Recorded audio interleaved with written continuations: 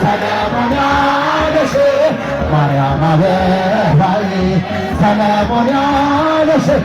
እኔም ልበልሽ እናቴ ማርያም ግቢ በቤቴ እኔም ልበልሽ እናቴ ድንግል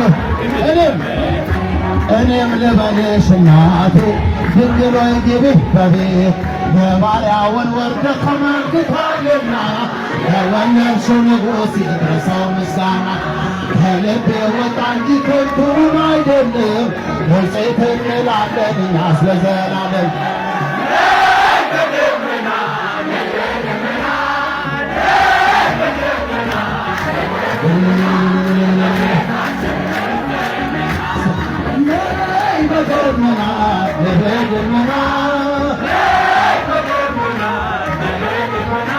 እመቤታችን በፍቅር